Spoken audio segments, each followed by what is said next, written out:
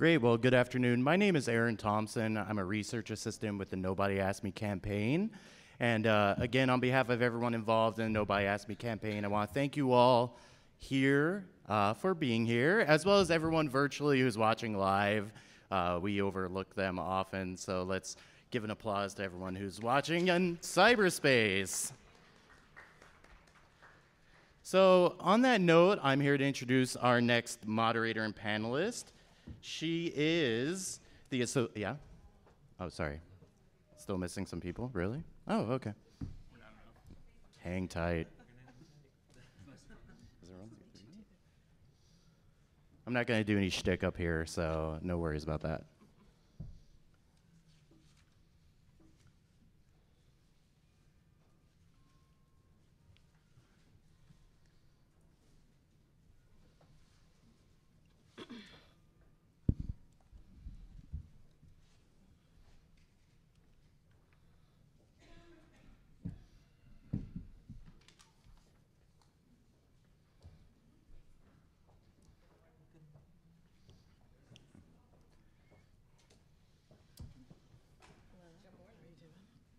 Great, very cool.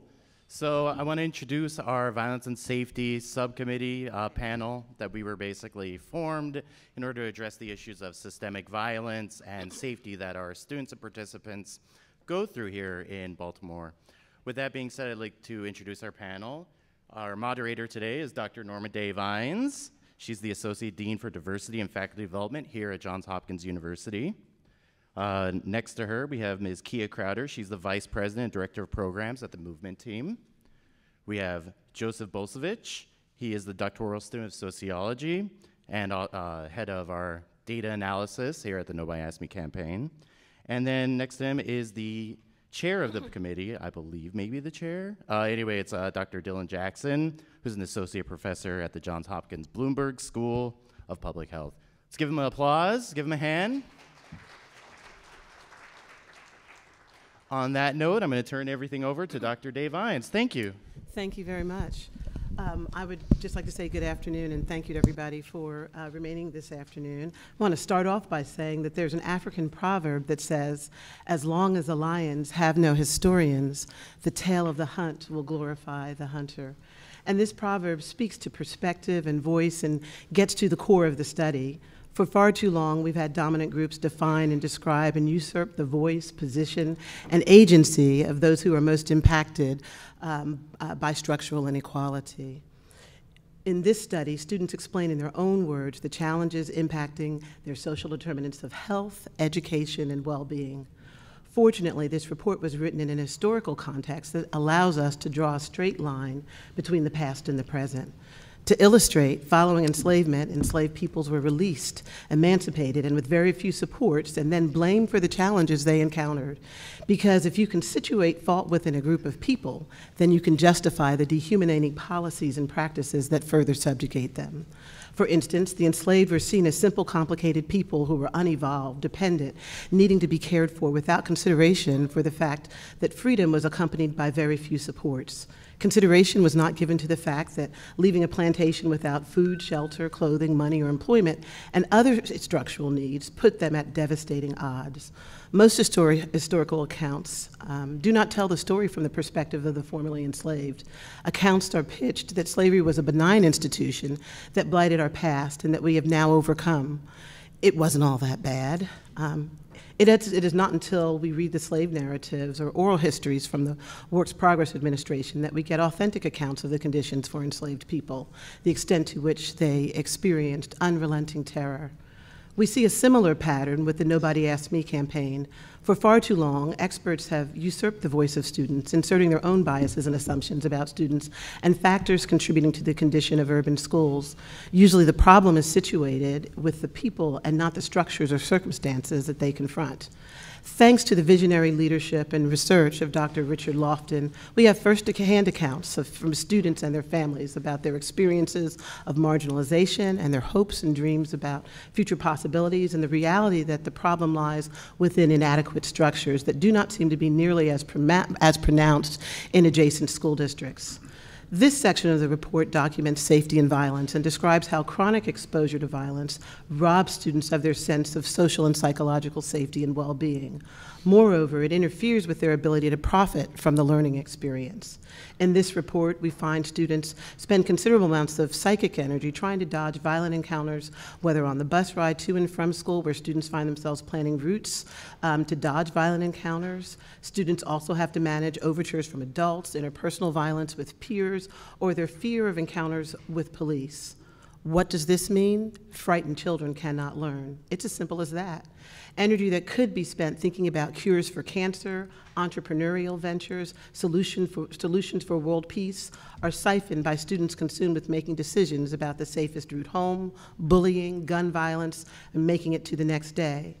The normalization of violence that leaves students to feel unprotected and that they must fend for themselves with little mechanisms of support. This fear was not only shaped by concerns of neighborhood violence, but also by fears of encounters with police that could be equally dangerous, lethal even. For many youth, police were not seen as a source of protection. Students experienced what scholars refer to as vicarious racism and trauma in the aftermath of Freddie Gray and George Floyd.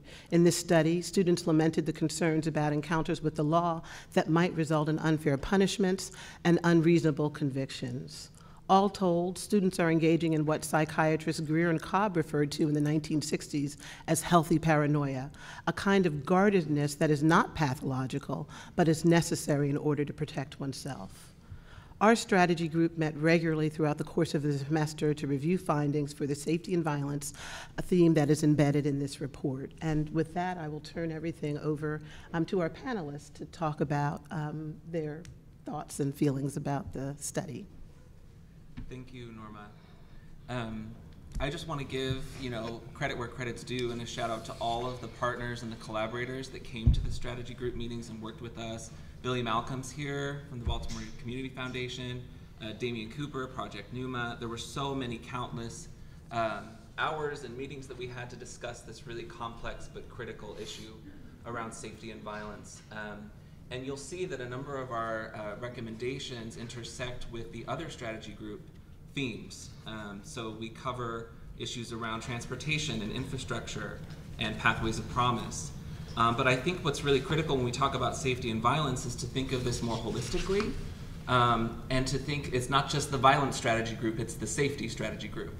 And so I think it's really critical for all of us before we dive into these recommendations in this discussion to think about what it means to feel safe, to get in touch with your own childhood, your own adolescence, and really find that space for what that means. Because I think defining safety is critical when you're thinking about strategies to improve student safety. And so with that, I'll kind of mention the four areas that we discussed and that we ended up at, and these are areas around critical themes. So the first and fundamental issue that we feel needs to be addressed to address violence and safety is to address fundamental needs. It's very challenging, if not impossible, to feel safe and secure in schools and communities at home if your fundamental needs are not being met. So that's our first topic, and we'll return to that. Our second point is to go beyond that and to foster a mind shift in schools and communities from punitive justice or even restorative justice to a type of transformative justice, where we're talking about not just individuals who've been harmed and who have caused harm and how to repair that harm, but the systems and the structures that enable that harm to occur in the first place, and the ways that those need to change and need to be explicitly addressed in curriculum in schools and in community efforts. We also have a point of ensuring that student safety needs are met as they transverse to and from school. So this speaks to transportation issues around violence and feelings of unsafety or lack of safety as youth and children are trying to get to school and come home from school. And finally, promoting long-term safety and violence prevention in schools and communities through promising educational and career pathways, and making sure that there are credible messengers that are given the tools and the funding and the resources, not just inside schools, but outside schools, so that they can come in and support those efforts, because it's really critical that teachers and school staff and personnel are not burdened with every piece of this challenge. It's really critical that we leverage the talent and the beauty and the promise and the power of communities and community organizations, and that we give them the training and the resources and the tools to come into schools and to build relationships, to build strength and power among the group that's in the school. So I don't know if anyone else has anything to add to those 4 recommendations. No, you summed it up well. So maybe we start with the first one around, we were inspired as a group by Maslow's hierarchy of needs, and thinking about how safety cannot be cultivated until you meet basic needs around food and health, right?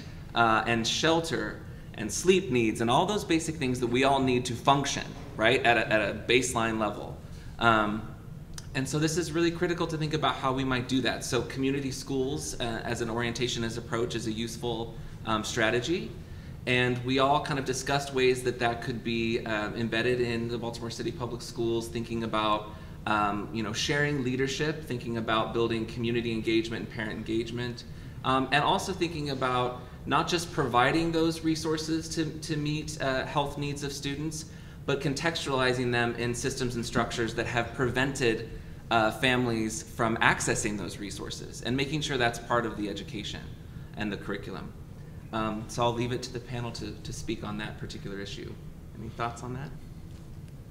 So what we know is that the community schools play a big part in what our children are being exposed to. Our community schools allow for the resources to be there. They allow for the students to have experiences and exposures that they typically wouldn't have in their community. The problem that we see with it is that the community, the families don't know how to utilize community schools. And so being able to understand what a community school looks like, even the training that the principals, the members or the staff of the school has in order to understand what it is that the community school brings to the table. The lead agencies that belong to those community schools go out of their way to make sure that the resources are available. They work with the staff in a way that's huge. But again, if the message isn't getting out there to the families of what that looks like, what resources are available to them, that's when we see ourselves in a space that goes nowhere, essentially.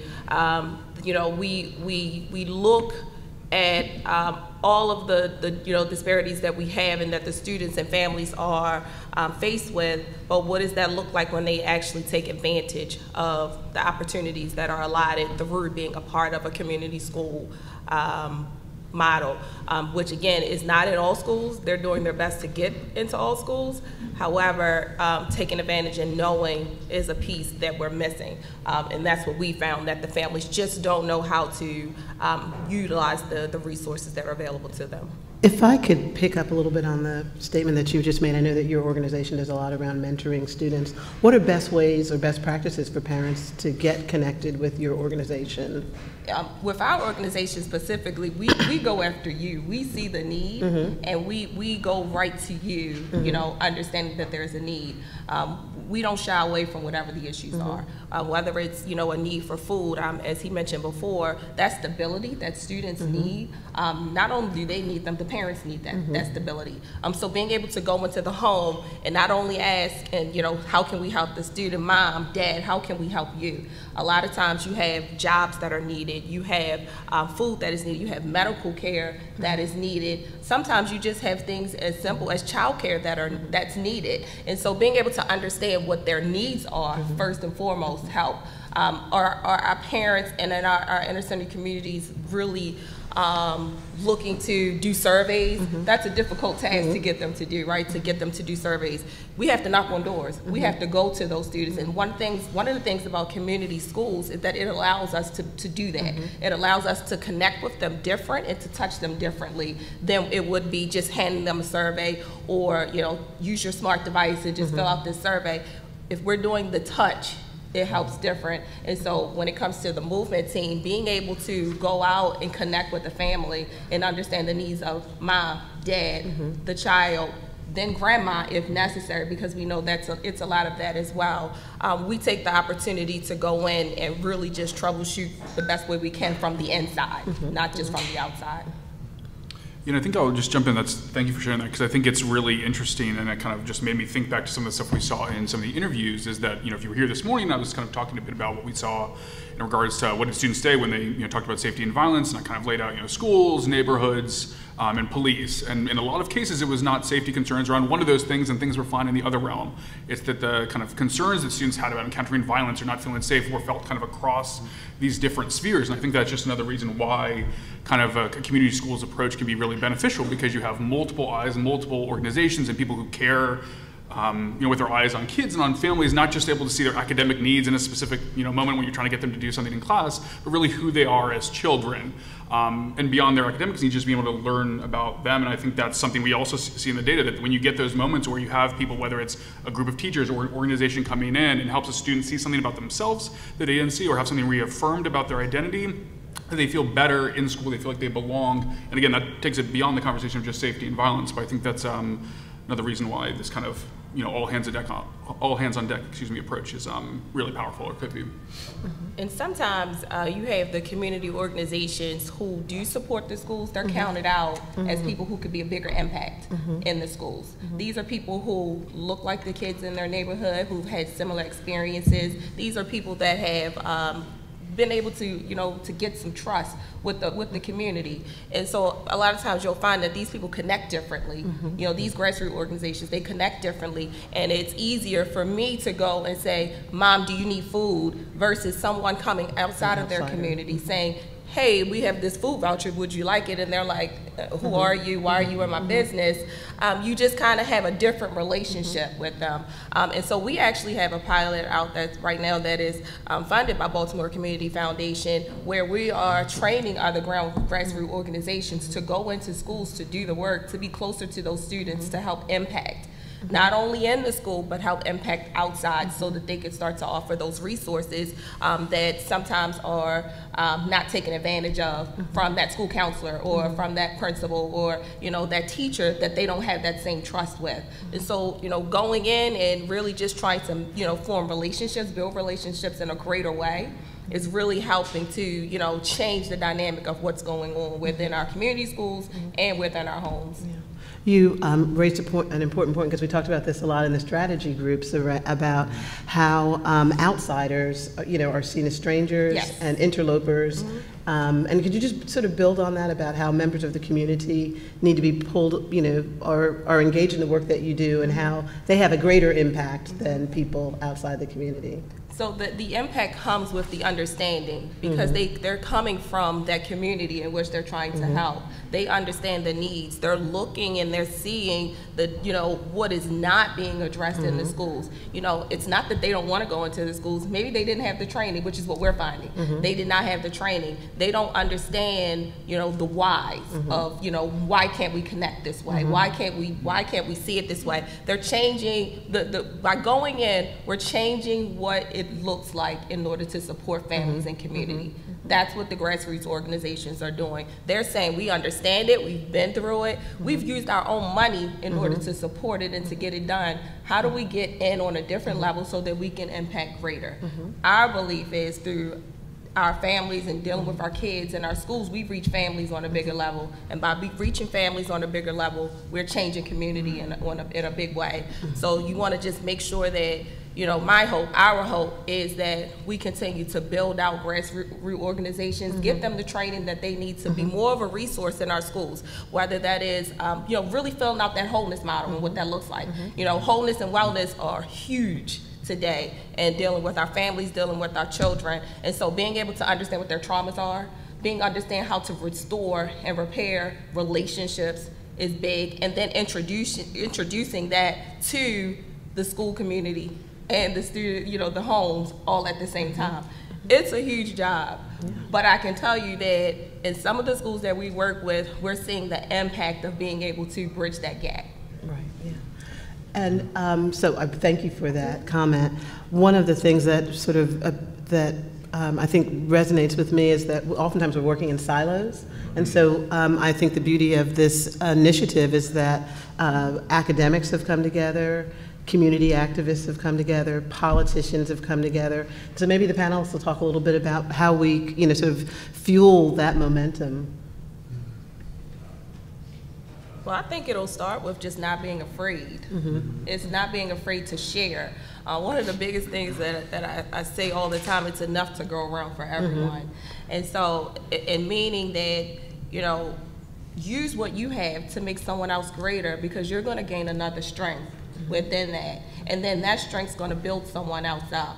We're going to continue, and if we take the same thought process of how we tear things down and build them up, we'll be able to make more ground or set more ground and more tracks for making our community stronger. Our kids need something different than what was needed 60 years ago. They need something, they need an innovative way in order to communicate. They're communicating different than we communicated. Yes. When we communicated, we didn't have this device. We didn't sit in front of computers all day long. We went outside, we played. The mobility was different. Our kids are socially awkward. So they don't know how to communicate in a way that we communicated. We talked to one another. We sat on the phone for hours until someone clicked the other line, those kinds of things. So our kids today don't know anything about that. They have their own device where they can sit in their room, but this also stagnates them in a way that, keeps them from being able to engage, which also contributes to the mental health, because you don't know how to talk the same way, you don't speak the same way, you don't listen the same way. If we started listening and hearing them, which is what this study did, hearing them, we could start to make different tracks, different strides. Yeah, and I think going to this kind of question about siloing and kind of connects to what we were saying about community schools, it's super important, because I think something we see across the interviews is that, first step for this is, like, as adults, kind of going back to some of the stuff I heard Larry say this morning, is like we need to recognize those connections, because across a lot of cases in the interviews, students see the connections about how all these spheres and all these silos kind of connect. If I might, there was a kind of quote that I've come back to as we've had our strategy group meetings, and I thought I might share it real quick, because I thought it might be useful in clarifying some of these connections and a bit of the work to be done. It was from Maria, a high school student, age 16, and she said, "Anger is like a shield. Under anger, it's emotion, it's sadness, and I feel like there are a lot of people who just go to the streets for a reason. There's a reason that you just don't go on the streets just because it's fun. You got there because you don't have any place to be. You sell drugs because you don't have the job, you argue and you just kill people because there's something mentally wrong. I feel like there's a disconnection. We need to understand that there are reasons why violence happens. There's always a reason behind anger." And again, kind of echoing what Dylan was saying, this obviously overlaps very much with the post-secondary pathways conversation, but I think it's one of those things that I think a lot of times in ed policy and schooling policy circles, we see this idea of like, oh, should we connect with health organizations or with the universities as kind of a possible add-on, but I think it's one of those things that we need to see it as something that, like, if we don't do it, if we don't make those changes, those kind of connections, then we lose something and we kind of are already harming our students. And I think, echoing some of the things you were saying, it's really fascinating hearing about that work, because I think sometimes, especially with big issues like safety and violence, there's this need to, a huge systematic approach, one thing that'll fix it, one small, change that'll do it. And I think it's really kind of a battle of a lot of different fronts and a lot of different people doing what they are good at and what they're trained at and what they're passionate about that, can bring about change. And so I think it's about that question of coordinating work and incentives and structures across those silos. Yeah, and when we're thinking about safety promotion, right, and violence prevention, I think the reason that we're talking about community schools as a potential strategy and what they offer is because they address the chronic disenfranchisement that is a violence, right? That's where it comes from. And so if you meet people's fundamental needs, right, if you promote health and you promote health equity early for families, for children, for communities, then violence becomes unnecessary, right, collectively. And safety can be fostered and it can promote healthy pathways, right, for kids and for their families. And so talking about this fundamental need conversation is really critical, and community schools are a really viable approach, right, especially with credible messengers, people in the community that understand what this means, having sensitivity to lived experience, right, and cultural sensitivity, that's all critical. And another piece, though, that goes beyond just the fundamental needs is making sure that we talk about justice in a new way in schools, in communities, and in the nation at large, right?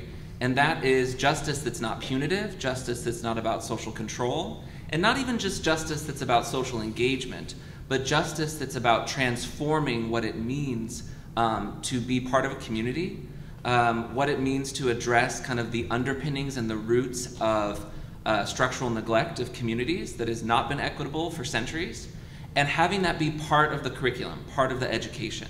Because whether we like it or not, students from a very young age understand what that is, right? They live it every day. Not talking about it doesn't make it go away, right? And so we need to think about our curriculum in a way that's shifting our mindset and school climate to really address advocacy, to really address what it means to change conditions, right, and promote social justice in schools. So I'm not the moderator, but I'm curious what everybody thinks about that, Norma, about that idea, transformative justice in schools. Yeah. Well, I think that starts with understanding trauma. And so that's something that, we address, but we don't address. Mm-hmm. And so when you start peeling back the layers of the onion, you start to see the root cause of what is causing. And a lot of times we ask our kids the question, what's wrong with you versus what happened, right? Right? Mm-hmm. And so when we ask them what happened, we're more likely to start being able to peel back the layers and understanding. A part of it is the people that our kids spend the most time with, being their teachers and the people in their schools, don't understand the ACEs model of what that looks like for trauma-informed care. And if you can't give it, then what do you think these kids are receiving? Because it's not just about the educational or academic component. Academics is also about the life skills. It's about understanding how to deal with us and self. And so we're not learning that in the classroom. We're not learning that in school. We went back to school with this grand scheme of how we were going to restore, and we didn't do that. We came in and we did the same things that we've continued to do for years over years. And after a pandemic, we were introduced to a different kid. Mm-hmm. We were introduced to a different adult even at that point. Mm-hmm. So being able to understand not only the traumas of our youth, understanding the traumas of the people who are teaching our youth. It is cyclical in the way that things happen, but at the same time, we have to pay different attention in order to get different results, and we haven't done that. And to your point, when we think about trauma from an intergenerational perspective, it started, centuries ago. Absolutely. And it continues. We can draw a straight line between, at the very least, a dotted line between the past and the present. We want to save enough time to make sure that we have questions, that the audience gets to ask any questions that they may have. Do audience members have any questions or comments that they'd like to make? Dr. Leaf. Great. This is really great, and the movement teams are doing, not just in the community schools, but doing a lot of great work. Thank you. My question relates to that. About 2 years ago, the number of community schools was more than doubled. So right now, City Schools is the backbone organization for more than half of the community schools.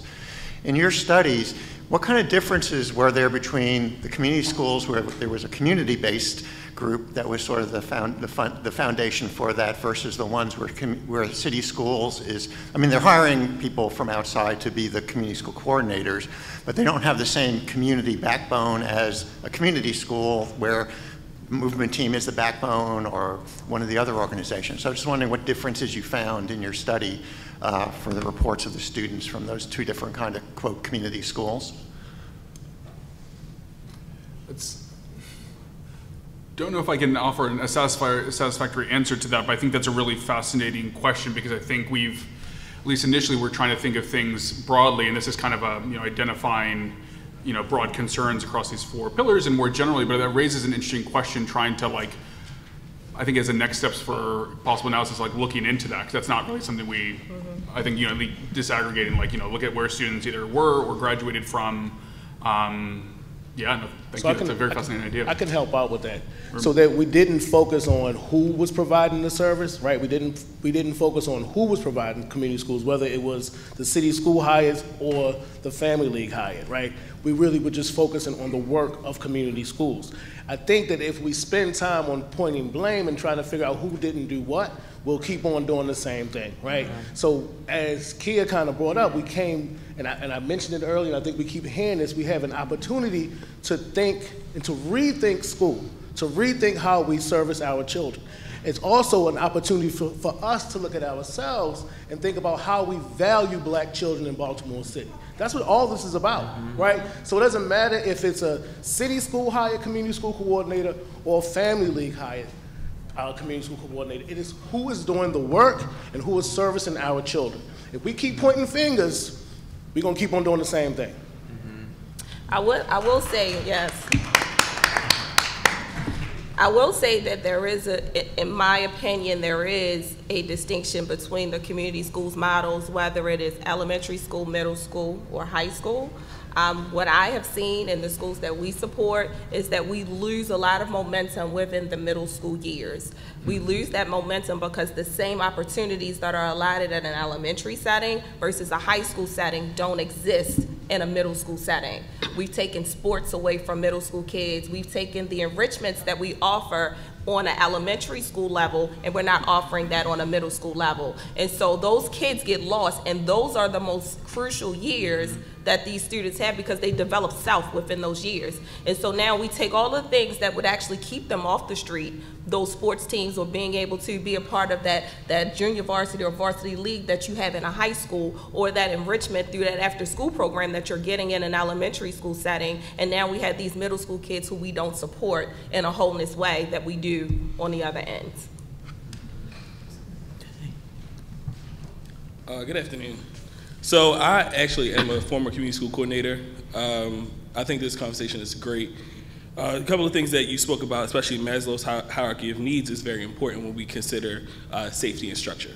So I grew up in Baltimore City public schools from the time I was in kindergarten. Trauma, both my parents were on drugs, raised by my grandparents. So I'm a statistic as to what we would consider to be a Baltimore City public school student from trauma. But I went to Baltimore Polytechnic Institute, graduated, went to Morgan. So I was able to, I understand everything that you all are saying. I think there's this extra added piece that could be added to the conversation around expectations and culture.